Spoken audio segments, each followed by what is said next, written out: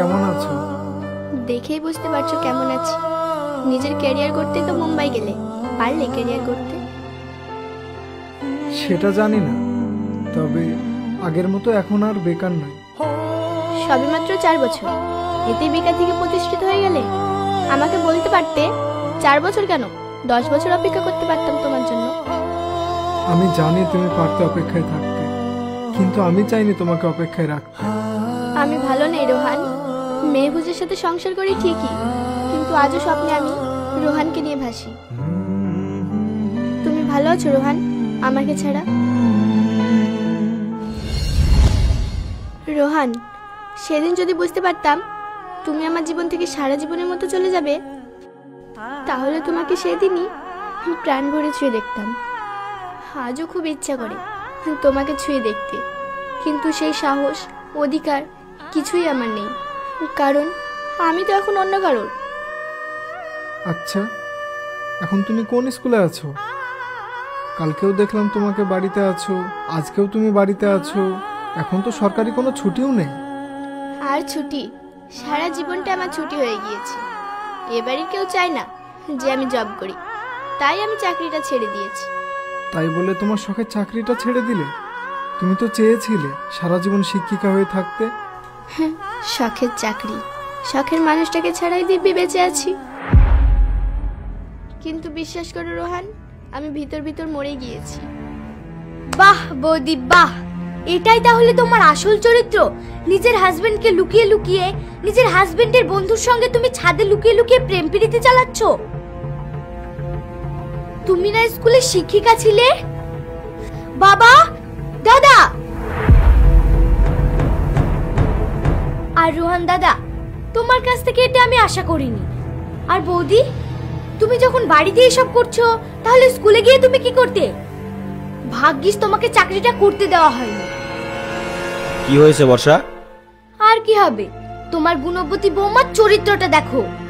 রোহান দাদার সঙ্গে ছাদে বসে বসে প্রেম প্রীতি চলছে। এইসব কি শুনছি বোমা?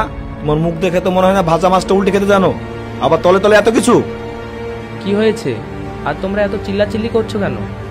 কি আর হবে, তোর বউ তোর বন্ধুর সঙ্গে প্রেম করতে গিয়ে হাতে নাতে ধরা পড়েছে। এসব কি শুনছি রোহান? বর্ষা যেগুলো বলছে সেগুলো কি সত্যি? হ্যাঁ, বর্ষা যা বলছে সত্যি। তোকে আমার বন্ধু ভাবতেও ঘৃণা লাগছে।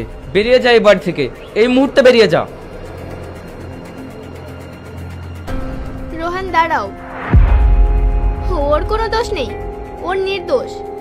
মেহফুজ, আমরা একে অপরকে আগে থেকেই চিনি। আমরা ছাদে প্রেম করছিলাম না, রোহানকে চা দিতে এসে ব্যাস একটু কথা বলছি।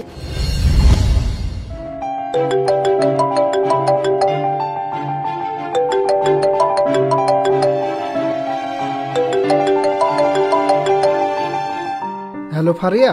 হ্যাঁ বলো। আমি ব্রিজের নিচে ওয়েট করছি, তুমি তাড়াতাড়ি এসো। আচ্ছা ঠিক আছে, আসছি। তাড়াতাড়ি আসবে কিন্তু। হ্যাঁ আসছি।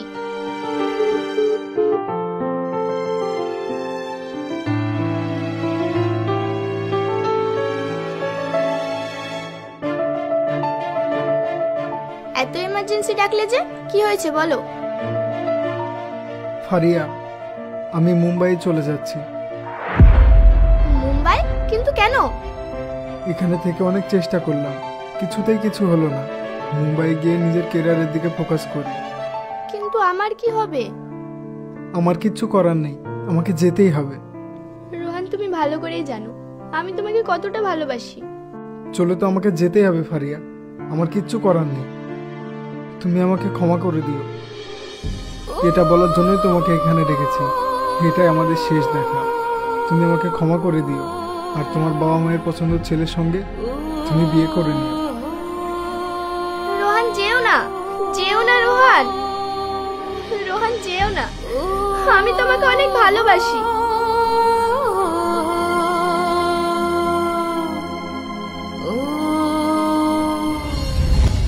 রোহান, তুই আমাকে মাফ করে দিস, আমি তো আর এত কিছু জানতাম না। বৌদি সরি, প্লিজ আমার কথা কিছু মনে করো না।